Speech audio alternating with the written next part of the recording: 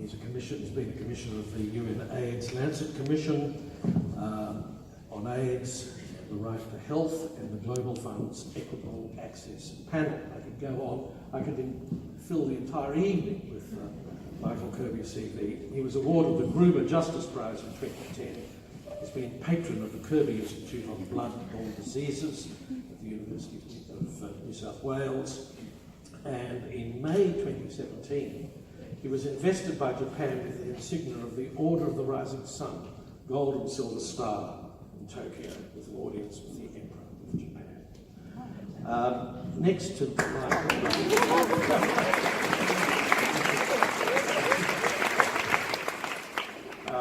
is Rabia Sadiq. Rabia is a criminal and human rights lawyer, a retired British Army officer, a former terrorism and war crimes prosecutor, a professional speaker, trainer and MC, facilitator and published author. In 2006, Rabia was awarded a Queen's Commendation for human rights work in Iraq, and in 2009 was the runner-up for Australian Woman of the Year. More recently, she was named as one of the 2014 Telstra Businesswomen's Award finalists and one of the 100 most influential women in Australia by the Australian Financial Review. And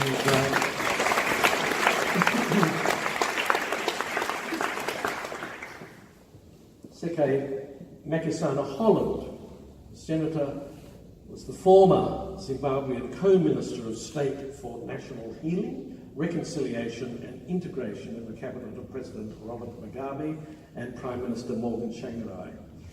Her courage and inspirational work was recognised in 2012 with the Sydney Peace Prize, and her accomplishments have also been recognised with the French Légion d'honneur and various other awards. And Jorge, we've introduced Jorge before. Chief Executive Officer of New South Wales Staffs and widely acknowledged as a world leader in the field of refugee trauma recovery, and he's currently President of the International Council of Torture Victims. So I can sit down now. And maybe throw to you first, Sekai. What is the situation now in Zimbabwe since you've just flown all the way here? The human rights, with the change of government, the change of leader, is the human rights situation improving or expected to improve? Can I start by thanking the welcome to country and say that it's something that... Do you want a microphone? Maybe. That was not in place at the time that I lived in Australia. And I think it's the result of a big struggle. And I want to say congratulations to the Kuri community in Australia that everything begins with that greeting. I really appreciate that very much. It's very moving. Thank you.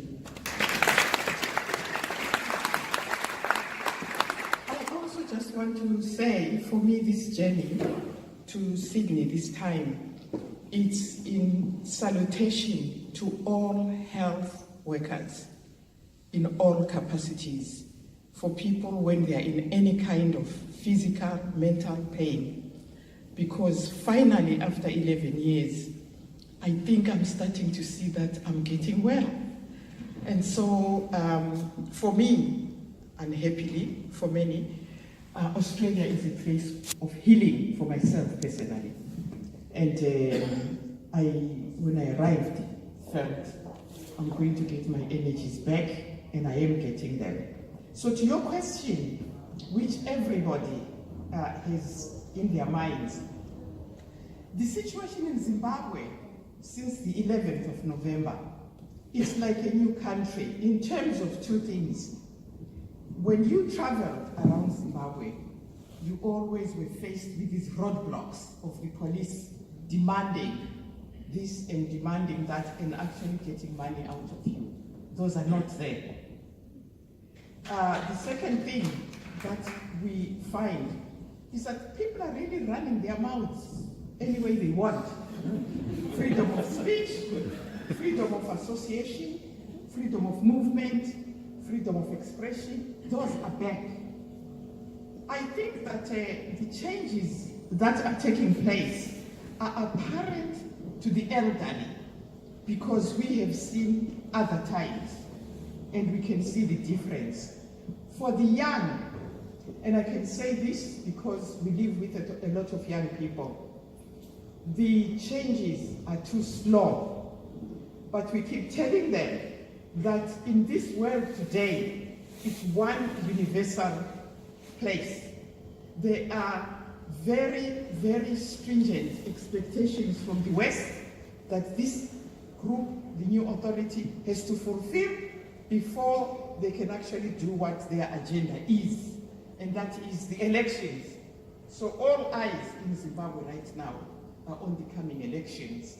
But for me, at my ripe old age, it's a real relief that before I find my way out of the planet in another form, I have seen the end of 52 years of consistent dictatorship, Smith and Mugabe. And that's the beginning of a new era. Now what the young people don't understand is that when something new comes like that, you really have to strike with your own agenda. This is what our demand is for the world we want. That is not happening.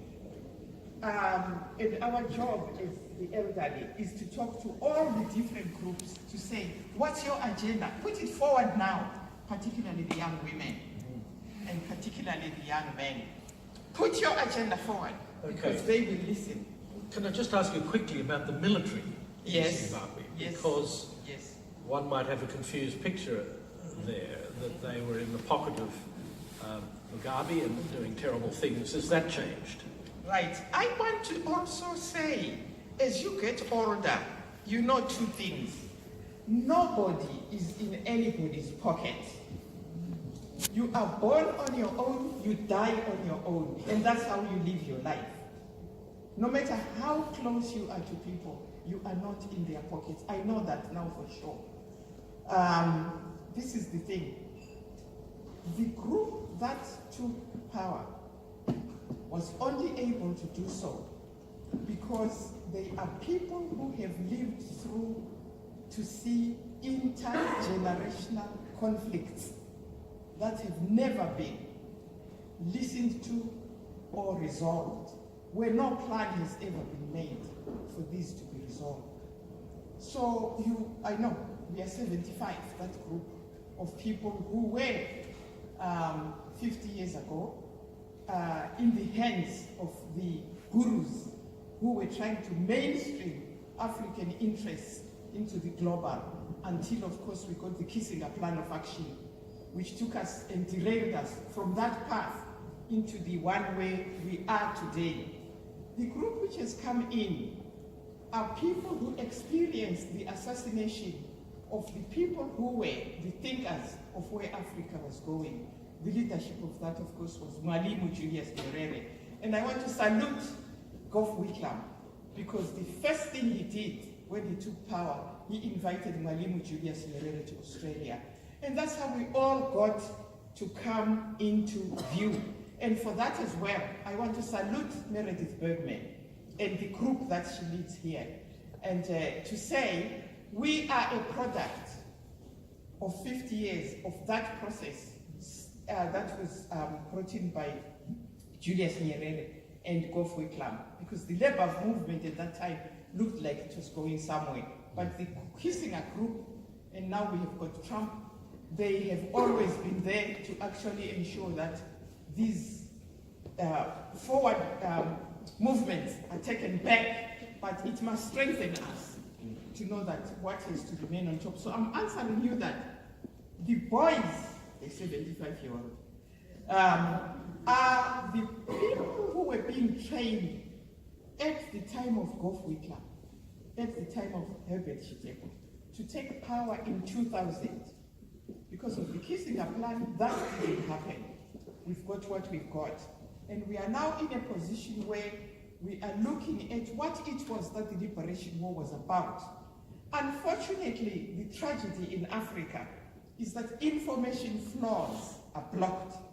So So nobody really knows what's happening at any given moment to understand how to receive what's happening. But certainly, there is a difference in what's happening. I'll give an example. The top 6 positions are in the hands of Zebra corporates. The foreign minister, the head of the army, the head of CIO, the head of the Air Force. This has never happened under Mugabe, that Zebra was given this high profile. Have you heard about that? I don't think people have heard about that. There are lots of really important changes that structurally have been put in place. There is a problem with guerrillas around the world. There's a universality of that. It's chins up, whatever has happened, and to show as if everything is okay, because they have the vision of where they are going. And I think that's where we are. Thank you.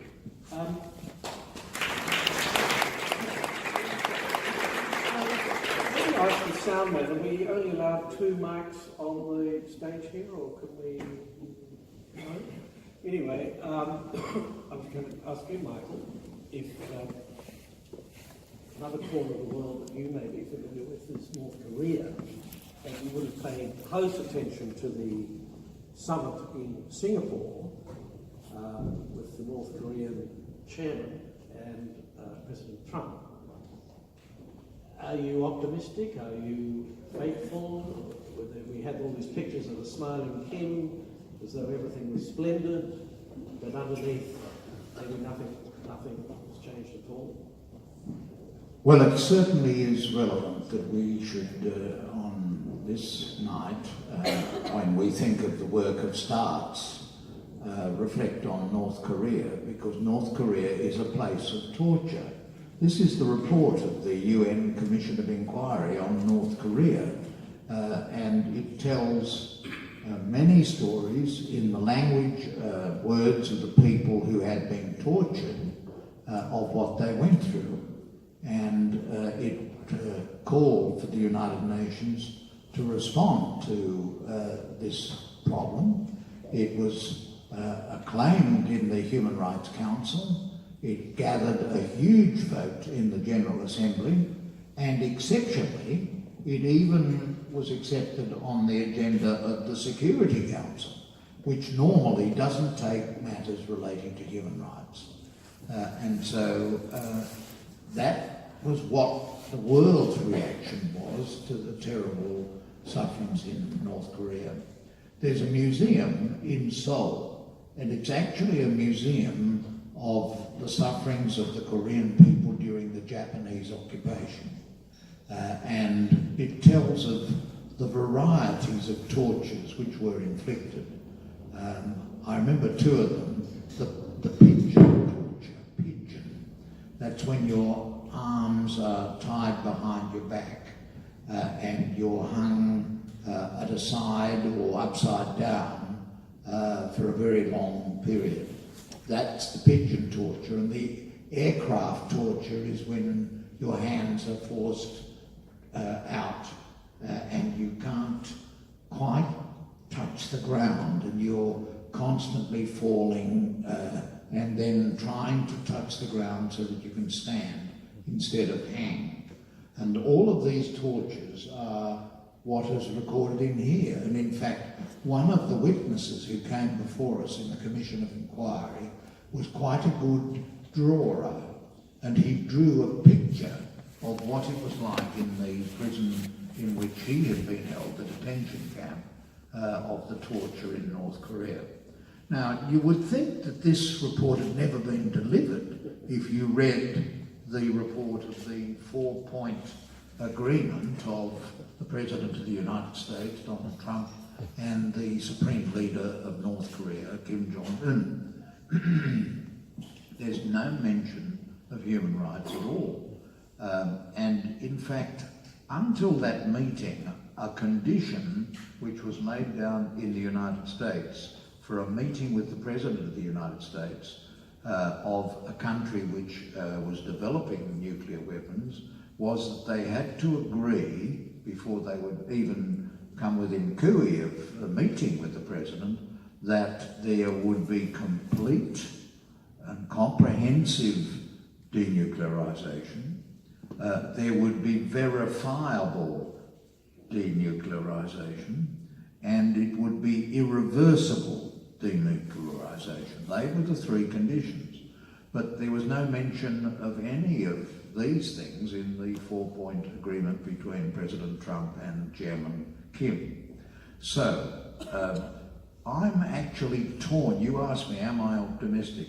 I feel torn between, on the one hand, my acceptance that, but for the unorthodox approach of President Trump, there would have been still no speaks.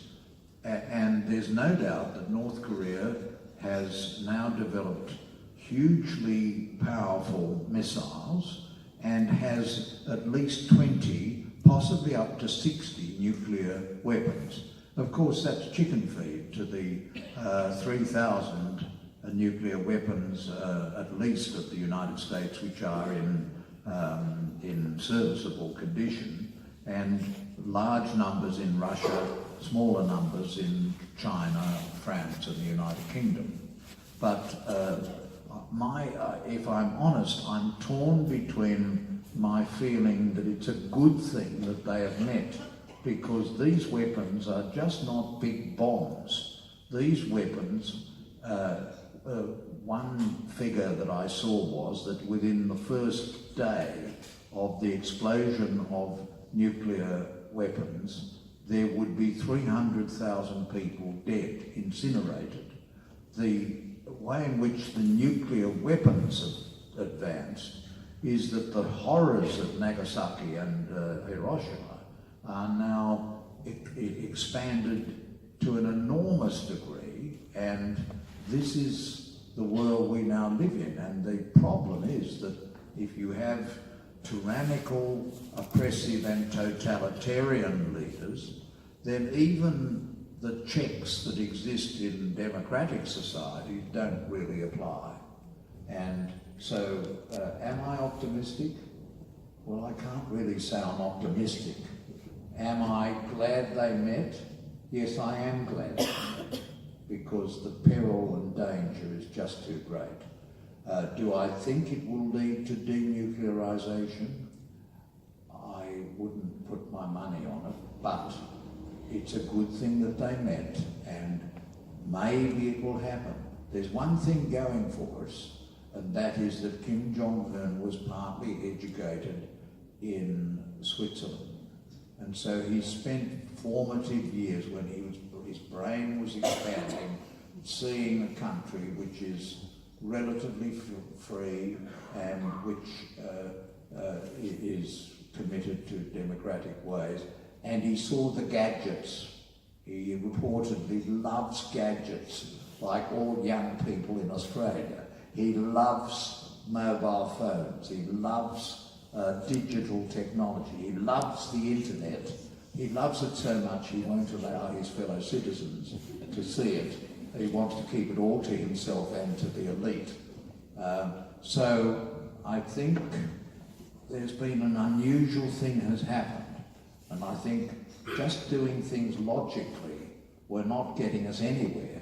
So I think it's good that there has been this discussion, but it would have been much better if there'd been just a mention of human rights. The only human right mentioned was the human rights of missing in action and prisoners of war. Their bodies will be returned where they can be recovered.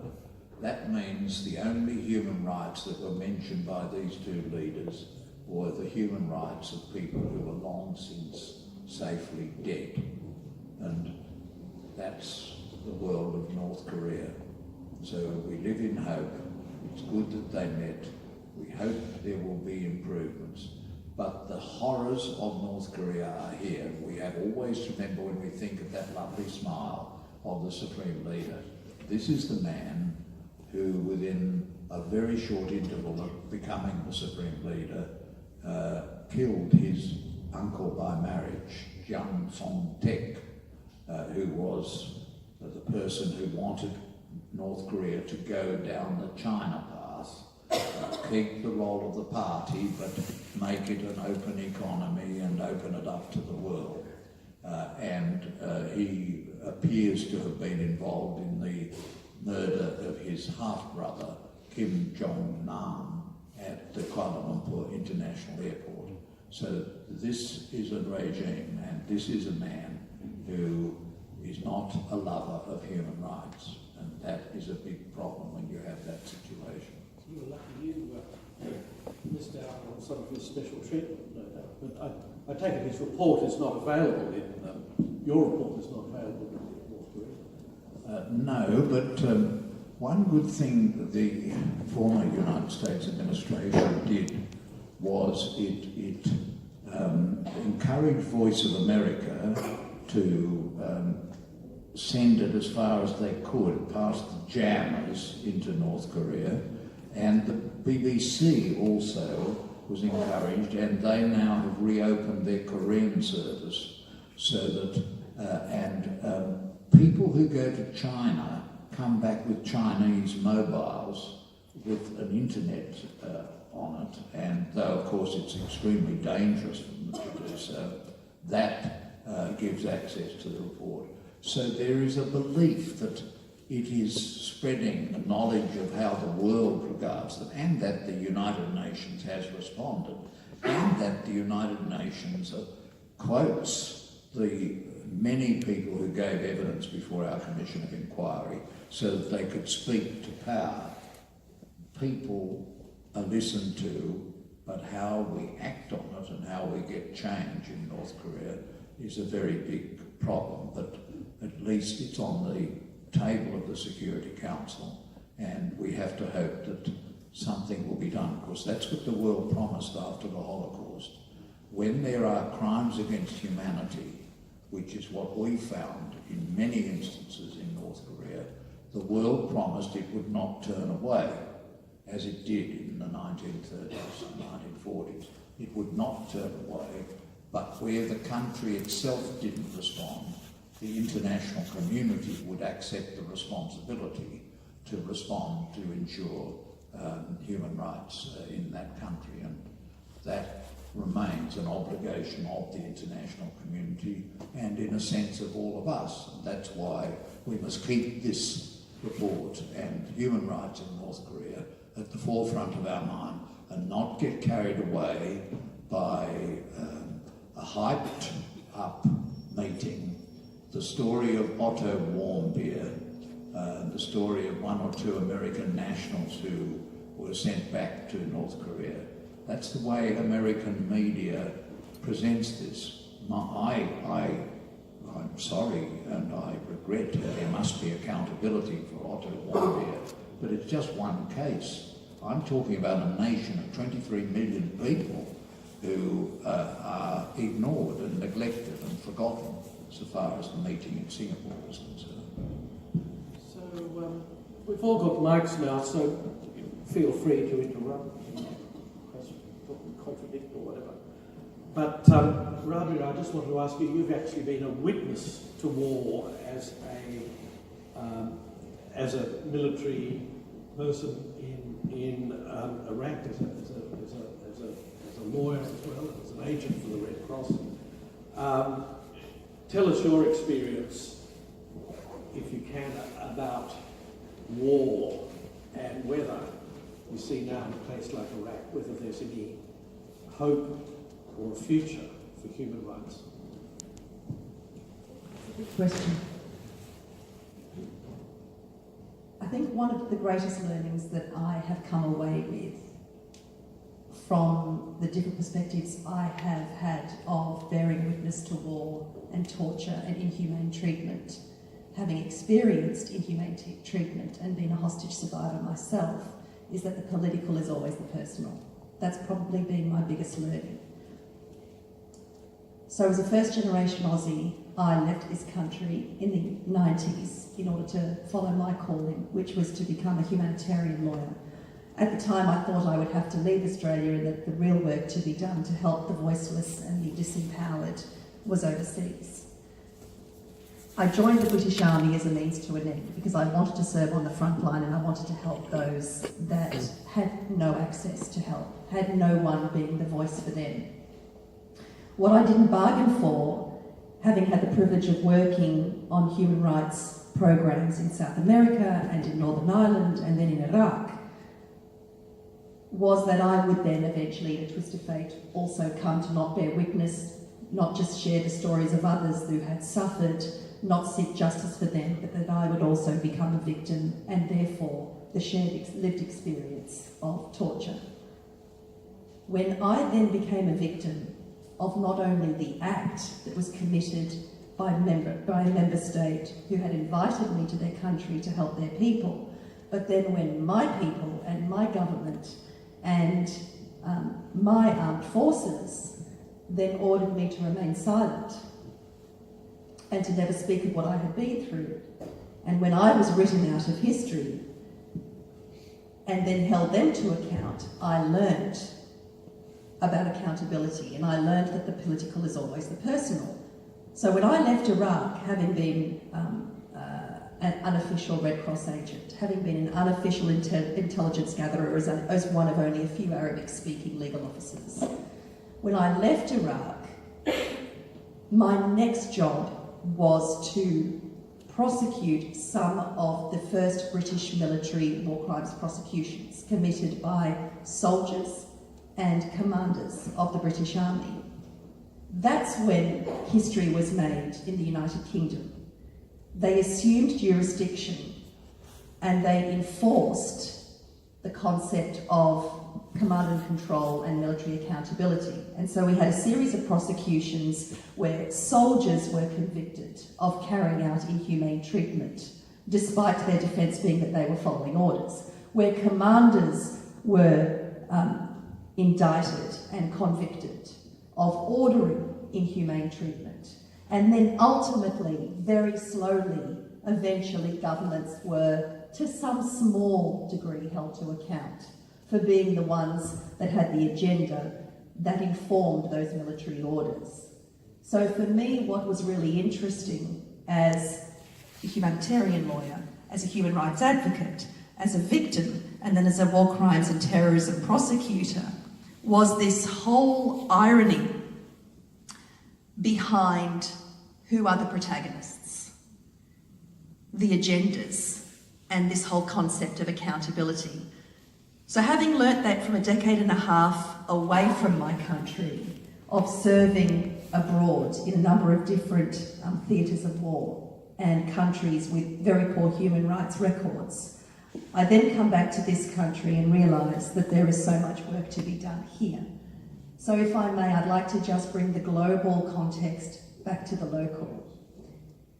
I've only been back for 7 years, and what has absolutely struck me and grieved me is the fact that we are now in a country where under our regime, where under our government, we as a nation, through our government, are every day committing acts of torture, of inhumane treatment.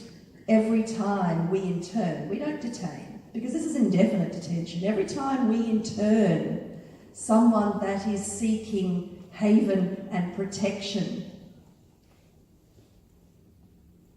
and someone that comes here in the hope that we as an affluent, peace-loving country will give them haven and protection and an opportunity to heal. Every time we intern them, every time we separate, we're talking, in the news in the last week we've been talking about Trump's hideous policy of separating children from their families at the border. Well, we're doing it here. How can we...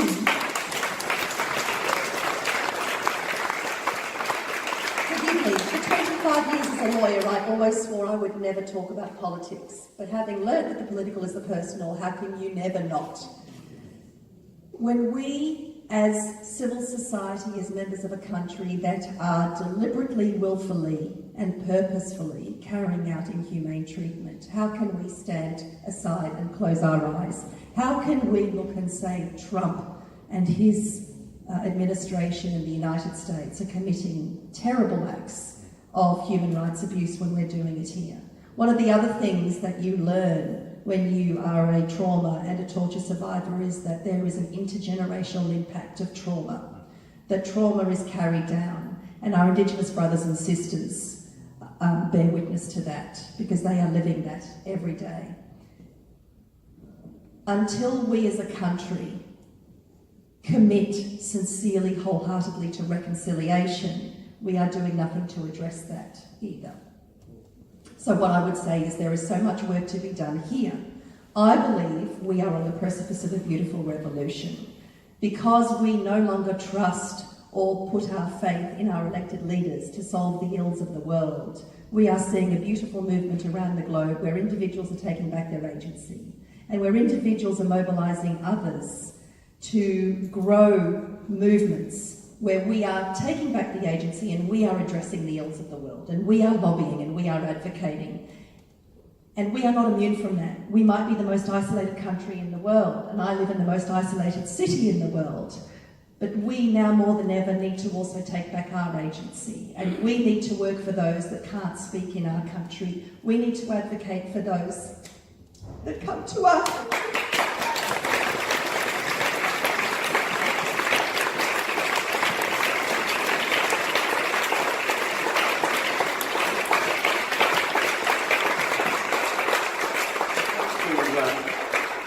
Jorge in a minute, but I think it's just a golden opportunity to ask Michael about the judges and what are the judges doing. This is a country that has a country of a constitution that says politicians, parliaments can't lock people up indefinitely. That's the job of judges. And yet the judges have sat by and allowed indefinite detention. When does indefinite detention get to the point where judges will act? Well, I now feel as though I'm on trial. I was always the most appreciative of the distinction between detention and punishment. Our fundamental problem is that our constitution is one that was framed for the 19th century. It's one of the oldest still operating constitutions in the whole world. I think there are only 5 that are older than the Australian Constitution. And so if you look at it, it's a rather uninspiring document. There are very little about human rights. It's mostly about taxes, customs duties, excises, and matters of that kind. And this is the problem with our constitution. At lunchtime today, I took part in a meeting at Parliament House here with Noel Pearson and other leaders of the Indigenous community, and we were launching an endeavour to get our politicians to think again about the statement from the heart. This is the Uluru Statement. You'll hear more and more about this. And sadly, in this meeting today, we were not being partisan. That way lies no progress. We were not saying, well, the government's hopeless and the Labor Party's wonderful or anything like that.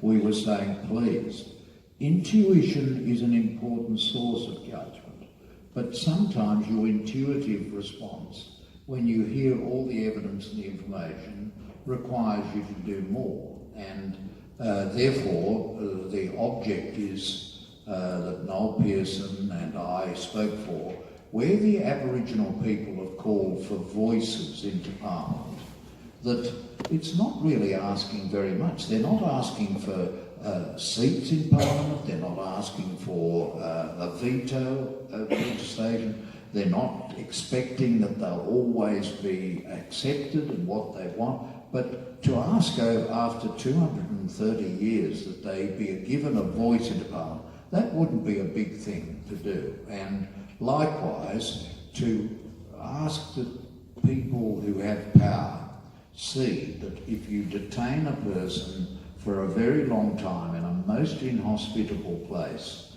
and you outsource your obligation, which your country has accepted, to give asylum and to at least process people who have come for asylum, then if you do that, it will turn into punishment very quickly. And if it turns into punishment, then in the theory of our constitution, it is something which can only be done by judges. And unfortunately, we've never, in the High Court, when I arrived in the High Court, Justice McHugh told me, Michael, there's one lesson you've got to learn about this place. I said, what can that possibly be? And he said, 4. You need 4 justices to have a majority. The court is 7, so you must get 4. And on this point that you asked me about, the judges who have accepted that detention for too long will become punishment and can only be done by the judges, not by the executive government, not under a provision of an Act of Parliament, but by the third branch of government, the judiciary. Chief Justice French accepted that was so, but he has left the High Court. Justice Virginia Bell, who replaced me, accepted that was so. Justice Gaigler has accepted that is so, and Justice Gordon, who replaced Justice Hayne, has accepted it. But now Justice French is gone, it still is 3. And we've just got to hope. We can't blame the judges about this, because the fact is that our Constitution is a very old model. Attempts to get a Bill of Rights or a Statement of Principles of Rights in our Constitution have not been accepted. And when it was attempted in 1966, I think it was, to provide rights in the states that were equivalent to the very few rights in the federal Constitution, the people of Australia at a referendum rejected it overwhelmingly. So you can't blame the judges. Our political leaders have to be held accountable for these things, and we, the citizens, have to insist, have to speak, and have to ask for respect to our Indigenous people, to the refugees, to people who have been tortured and punished. And that's just our obligation, and that's why we're here tonight. I mean, it's a cold night. Everybody here on the panel is coughing and spluttering, but we're here because we care, and it's important that we care, but we mustn't keep it to ourselves. We've got to keep spreading the word, and please spread the word about the reconciliation agenda, of hearing the voices. It's not much to ask that the Indigenous people should be heard in our federal parliament, and that their voices should go straight in there, because it's neglecting those voices that's led us to the very sad situation in housing, health and education for the Indigenous people of this country.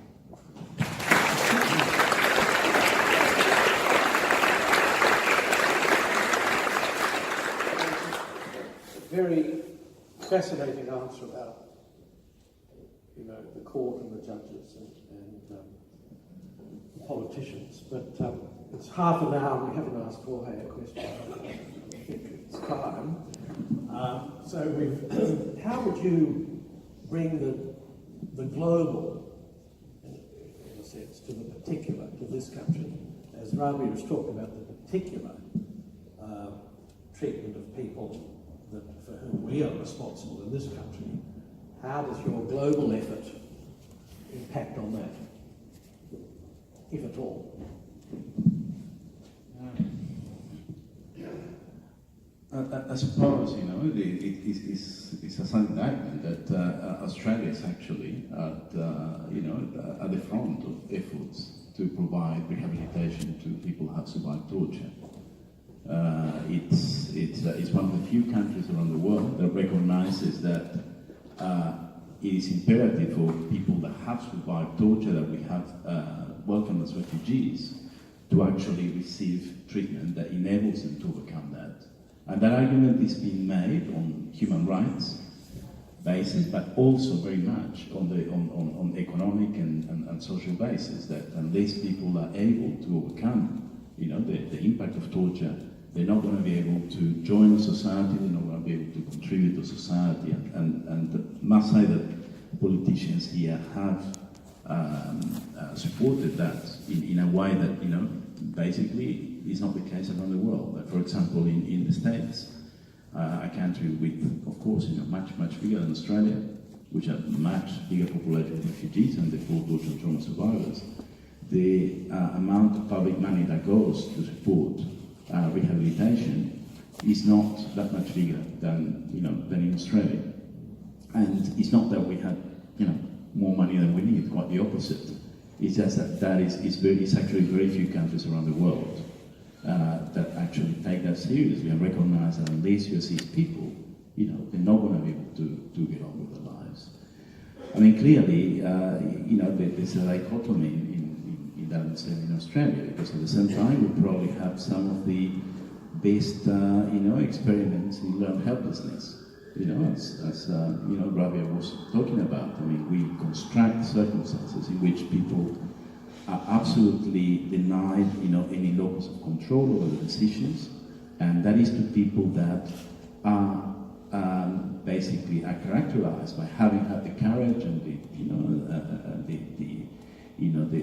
the goal to put their lives and take a chance on very difficult and risky circumstances.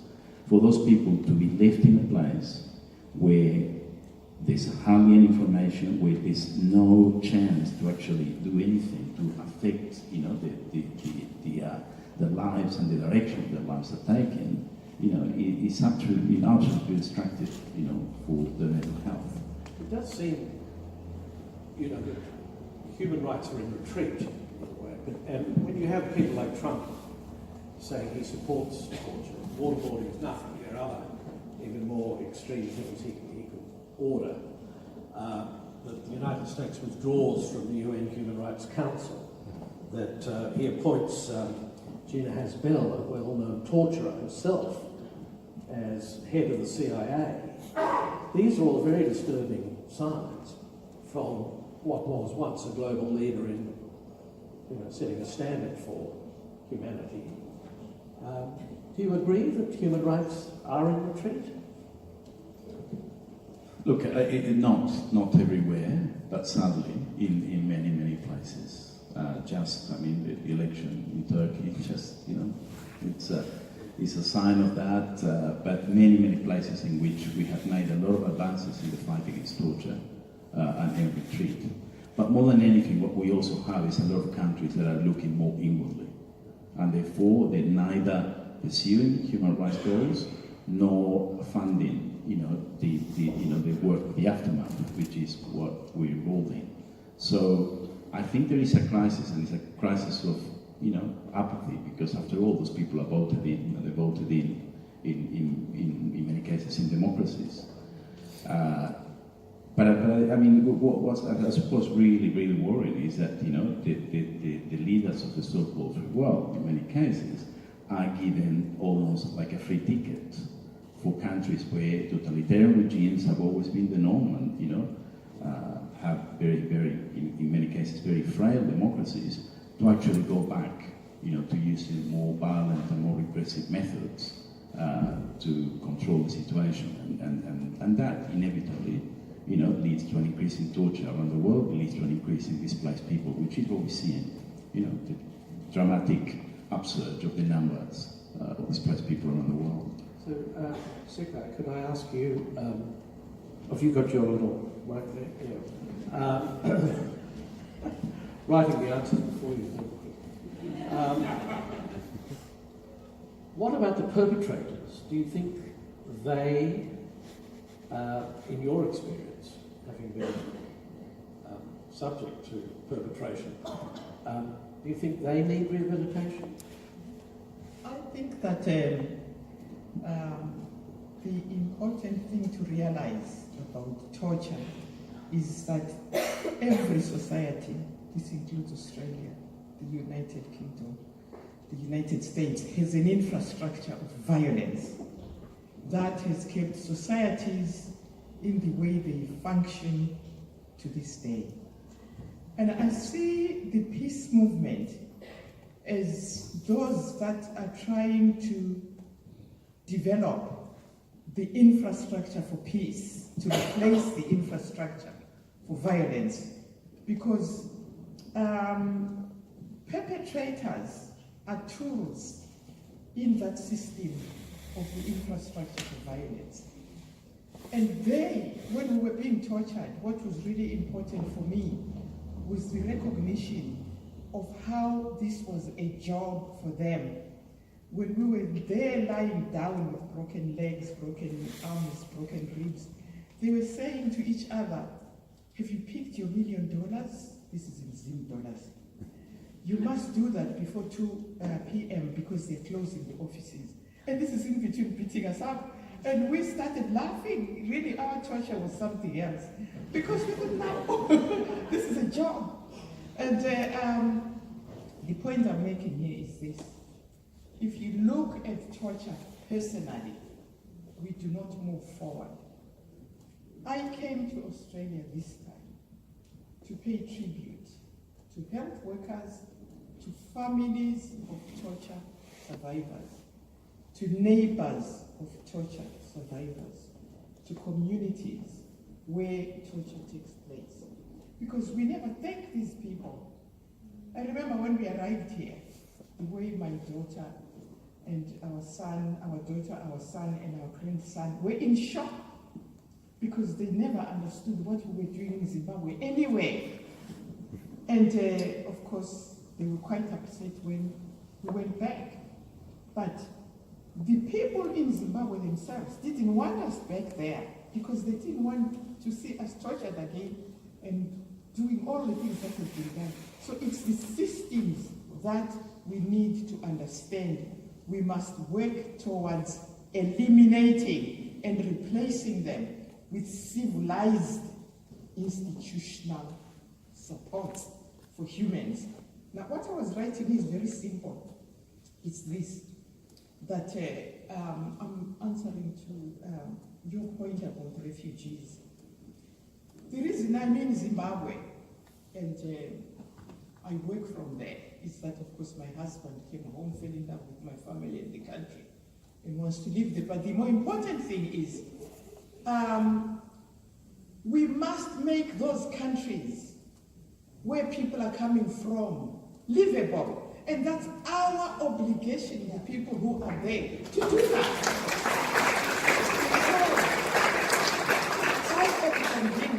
I am convinced more and more. Jim is an engineer, and he responds to situations according to the needs of the people. And the things that he responds to, we don't have time to talk about because it's so funny. But he's got it fixed, and people enjoy those things. And he cannot live until he's got those tools that people need to make their daily lives livable. And of course, without the families, the Hollands, the Russells, our kids, our friends in the Zimbabwe Information Center, and the big network that we have, STARS, without those institutions, and now the International Rehabilitation Council for Torture Survivors, our focus should be on institutional building to make life livable in those so-called third world countries, because that's where all the resources are. We need to fight the consumerism. I was watching the soccer. I love soccer. So the way in which we have that culture which we know is bad, is wrong, but we are sucked into it. Well, really we are. I mean, I can't help myself. So I'm saying to you, we must accept our humanity and fragility, and we must actually actively fight to get the kind of humane society. I remember here, and they were talking about the age of Aquarius. People don't realize what it was about when we were young. And they were talking about how it will be different from where we came from. We are now in the age of Aquarius. So why are we still with those primitive infrastructures of violence? To control who? When we all know that we are the atoms that are part of the universe, and that are part of what we are here to be and then to pass on. Why are we still keeping those infrastructures of the primitive societies we've come from? This includes the Western society. While they practice torture, it's a primitive society. We must be looking at borrowing from Ubuntu. Did you love what was said on Welcome for Country? Really? In Ubuntu, you do not eat before the other person eats and gets filled. You do not show disrespect. I always was an anomaly because it didn't fit into me. And the Ubuntu and this Welcome to Country are the kinds of civilizations that people need to start to come to understand. Sekai in our country is one of the luminaries of the law. And really, in Zimbabwe, Jessie Majo, they say that you come and pass a greetings to you. That's one of our leading women lawyers who's just been kicked out of MDC. Now, I'm saying that the age where we are now is where we see what is good in the West, what is good in each civilization, and to bring those together, to create the kind of inclusive society that we are all part of. And patriarchy is advancing really hard and in a terrible way, including with the military in Zimbabwe. The question I asked them was, why are there no women in the tanks? In the way you're going in the tanks, we tell them. So it's really important for us to understand that in who we are, we complement one another. Even in marriage, even in households, it should be so in the civilized world. And the whole planet is one civilized world for us all to enjoy. Sorry to take so long. No.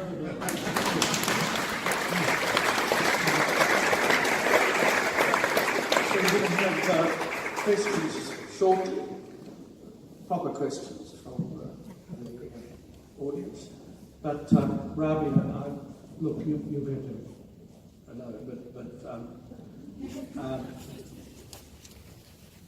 I'm just interested because, you know, there's been this news about developments of our forces in Afghanistan, and I don't know if anyone's been charged yet, but there's certainly an investigation with a view to probably a court-martial of some soldiers who mistreated, in fact killed, allegedly, Afghanis. So with your experience as a prosecutor in a court-martial environment, one of the interesting sort of kickbacks we get here is that you can't, these are the military, they're our heroes, they're our saviors. You can't prosecute the military. And there's sort of been a bit of a backlash against this sort of thing. Did you find that in the UK as well? Yes, initially. And I guess I walk in not just two, but a number of worlds, as being someone who has been very proud to have served, and I don't regret my service, but as someone who has also seen some of the worst acts committed in the name of following orders. I'm not completely across the potential prosecution of those Australian Special Forces soldiers, but what I will say is that I'm a very interesting observer, and it will be interesting to see not only whether indictments follow, whether military court-martials follow against the soldiers who have been alleged to have committed these acts, but then what next? Because you can be sure that their defence and that the case that will be put forward for them will be, to some extent, that they were following orders. So I will be very interested to see, from a prosecutorial point of view, whether those that made those orders, the commanders, will be held responsible. And you can bet your bottom dollar that those orders would have been informed by defence agenda. So will our political leaders and will the Ministry of Defence also be held to account? Because they weren't in the UK. And like Michael, I would like to be an optimist, but I'm not very optimistic in our current climate whether the leaders that informed the military strategies will be held to account either. Can I just quickly say in relation to protagonists, I'm sure nearly everyone in this room believes that as human beings, every one of us, or almost every one of us, is capable of redemption and rehabilitation. And enshrined in our international law, of which we are a signatory, is the right for victims of torture to be fully healed and rehabilitated. I have the privilege of working in the area of de-radicalisation, and one of the most important and effective tools that we have in the quest for de-radicalisation, in the fight against extremism and radicalisation, is the rehabilitation and the use of the stories and the voice of former extremists and radicals. There is a significant and important role for the former protagonists of torture to play in the re-establishment and the creation of peace and the eradication of torture and inhumane treatment. So for that reason alone, we must embrace and we must commit to the rehabilitation of torture protagonists.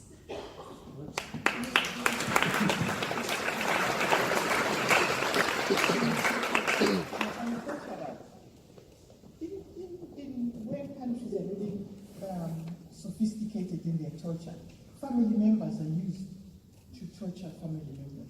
So I'm saying to you, for me, the issue of perpetrators is much deeper than that, because then you need to heal the family, you need to heal those relations, and we simply need to take the whole issue of strengthening institutions like STARTS, international rehabilitation, because that's where these strategies of healing are most developed. Okay. Look, I was going to say some really profound and important things, but I won't, because we've only got 10 minutes for questions. Michael Kirby's got to get away. So I open the floor to questions to the panel. Yes, here in the front, there's a mic.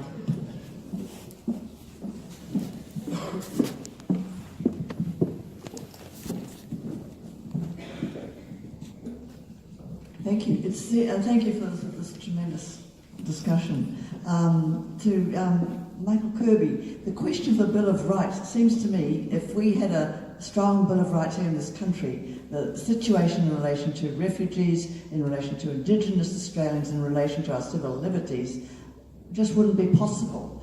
And is it possible to have an effective Bill of Rights without having to get it into the Constitution? Of course it is. You can have a Bill of Rights in an Act of Parliament, and in fact, in two jurisdictions of Australia, in the ACT and in Victoria, they have a Charter of Rights, or a Statute of Rights. But of course, if it's in the Constitution, as it is in virtually every country of the world except Australia, then it can't be overridden by another law, or it can't be ignored or just repealed or removed. And this is one of the points that the Aboriginal representatives today at lunch. It was interesting to hear Sekai speaking about love and the age of Aquarius. That was the theme of Noel Pearson's talk today. He said we need faith, hope and love in order to reconcile the Aboriginal people with the other people of Australia, and I think there's a lot in that. But we could do these things, but I've got to give you now a 1-minute burst on the politics of Australia. The elections are determined in a relatively small number of seats on the periphery of the big cities, and those seats make the government. And in those seats there are a lot of our fellow citizens who are very suspicious. They're worked up into a frenzy of suspicion by certain media outlets, I won't mention their names, and the net result of that is that the politicians have not had the courage to go ahead and do in Australia what has been done in virtually every other country. But we, the citizens, have got something coming up, and that is the 70th anniversary of Eleanor Roosevelt's Universal Declaration of Human Rights, which is on the 10th of December of this year. It's the 70th anniversary. And when I was a little boy in the public school in Sydney, we all received a copy of the Universal Declaration of Human Rights. That had a big effect on me because my teacher said, unless we can observe these principles, we're going to go on killing each other, and with the atomic weapons that are now available, we just can't afford to do that. So I think we should all resolve, we will do what we can to make the 70th anniversary of the Universal Declaration of Human Rights a really important moment in Australia, particularly with the young, and particularly, if I can say so, with young men. If you look at this audience, I would say it would be about 70% women.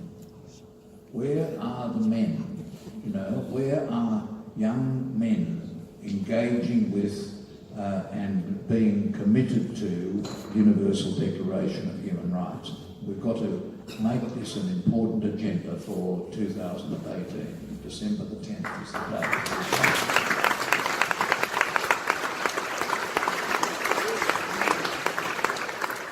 Thank you.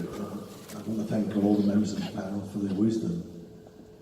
However, I'm left with this ongoing question. We are supposed to be the age of Aquarius. I'm old enough to have grown up through the 60s and 70s. There was a period of great hope. I participated in the moratorium movement and immigrant rights and so on. And we all thought it was around the corner. We're about to see a new world of justice and equality and everything else. Where are we now? We're absolutely on a different pathway. We're not seeing progress. We're going backwards. Instead of actually seeing more human rights, even in a country like Australia, every month you hear something about we're going to change the law to make it harder for refugees, we are going to curtail your freedoms of expression, you can't criticise the government because you're going to be a terrorist, and so on and so on. Now, this is just not Australia only. It's around the world. Where is that hope? Why are we not moving forward? Why are we going backwards? I'd like to hear your views on that. All right, Robbie, where's the hope? Tell us. It's you and it's me and it's down to us all. Because the difference between the 60s and the 70s and now is that we have leaders that are not necessarily speaking for us, the vocal minority. Because don't forget, a lot of this is symptomatic of the rise of populism. And populism and the propaganda that brought populism in front and centre into power is a juggernaut, and it's powerful, and it has resources, and it has money, and it has a loud voice. So the only way that we are going to return to the safeguarding of human rights, the only way that we are going to start moving in the right direction is if we, the people, civil society, start demanding it.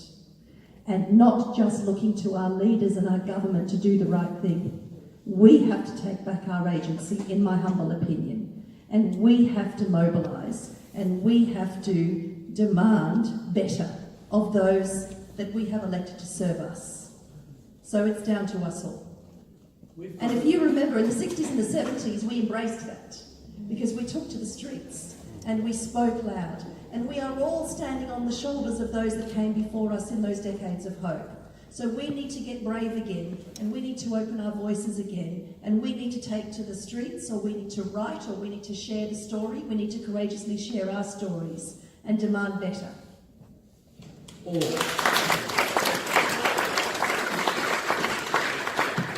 To enter into a nostalgia for the 1960s. In the 1960s, we hadn't really even begun to reverse the horrible laws which oppressed people like me. Gay people were still criminals in the 60s.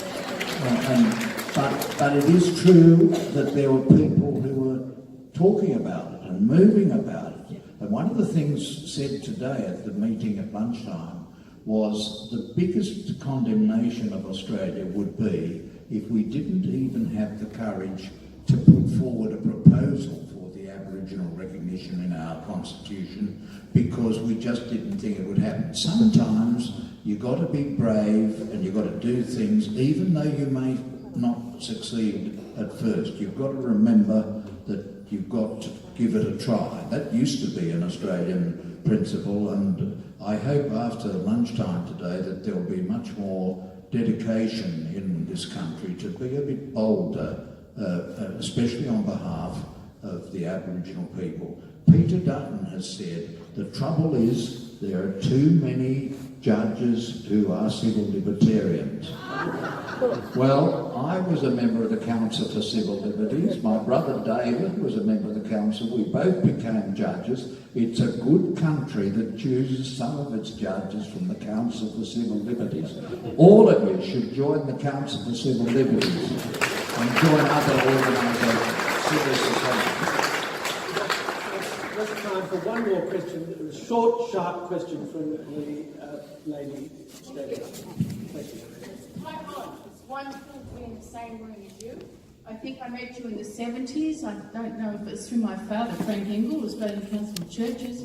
I remember your dresses, your African colours, and it's just great to be here. I only heard you this morning on the radio, and you talked of the status, which I'd never heard of, which is helping tortured people here in Australia, and obviously it helped you survive after your own personal experience.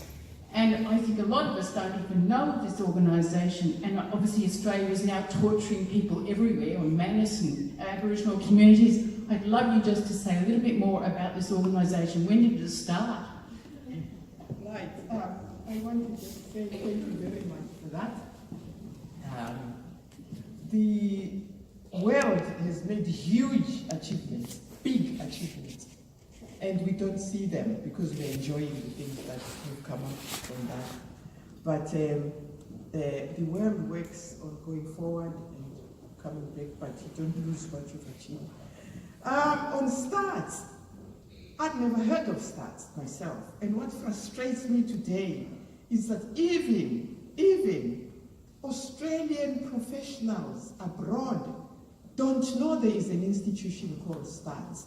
I put it on the Australian character, that Australians don't pride themselves on their achievements in anything.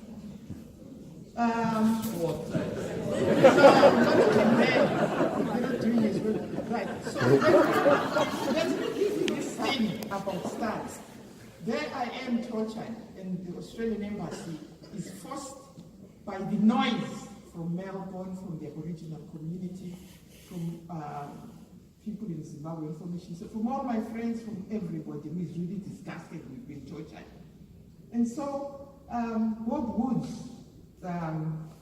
who is a family of ours, my brother-in-law, was there, and when I was tortured, and he was responsible for forcing the situation where I would be then treated outside, because he said by UN laws, Geneva Agreement, you can't be healed where you've been tortured. So Bob Woods is the son-in-law of John Carrick. John Carrick is the godfather of Jim Holland, and he really was like our father, and I'm really sorry to come just after his funeral. But he had a lot to do with how I then ended here.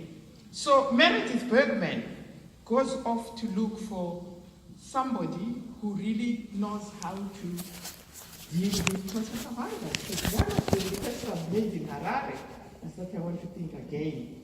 And one of Meredith's nephew's best friends is in the Harare embassy, and is the one sent to me to ask what I want, because I've forgotten what I asked for.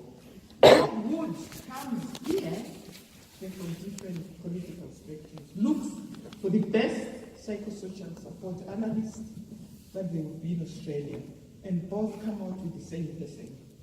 And the person is at STARTS, and the institution is STARTS. Because I get here, I've forgotten I've asked for that. And they come, and I think, oh my God, what do they want to do to my head? And all that stuff on imperialism and how they want to do my head. I've forgotten I asked for that. Anyway, they are so brilliant. STARTS are the system that they use. They have a face suitable for each client, I'm sure. and I've given one who suits me. And that person works from that institutional support base. And they feed in to when that person who is dealing with the person is empowered to really get the results done. Stats did not heal me. They gave me back my life. If I had not come to Stats, I know I would not be sitting here talking to you so confidently. They actually restore your humanity. Because the fact that I was even able to go back home and stand for elections, it came from the relationship with Stats and what their methodology does to the person they are facing. So I really am here to ask Australians, and I've been talking to the media, I'm from the media, to have a month, 1 month. This is the 30th year of Stats. Just take 1 month when the focus is going to be on the work of these kinds of institutions and to really work out how to strengthen them financially because the expertise is there. And this international organization, how internationally I'm going to be targeting governments where there are women presidents. How do they work with the international organization that Jorge is president of, so that when his term is ended, there is an institution that will actually go on for a long time. I'm also targeting the young in elite positions, because once they and their messages proliferate, we are at the grassroots and we are wanting the material things that they have to really permeate to where they should be. Anyway, Stats, I can talk for a long time. They are just the most wonderful, wonderful people. I'll just tell you one little story for you. One little one. Meredith and I were now ready to go to Stats. And of course it was all properly organized. I didn't know that. I thought it was just the usual thing. And we were given the 3 names of the people that we were meeting. And one of them was Lachlan Murdoch. So I remember Meredith and I getting there saying, gee, now we're really going to get the funding. So when Lachlan Murdoch arrived, we just gave him one look to know that it was not the Lachlan Murdoch. And I felt very ashamed that I had even thought we were meeting the other one. The two don't. Right. The issue of reconciliation, I would like to conclude by saying, is not something of the laws and the judges. It's something of the heart. And it is the heart that we need to be working with to find our humanity with one another, so that the minds then put the laws that are good for all of us. But it comes from the heart. And I think the welcome to country was the heart. And I think we all really felt very whole because of that.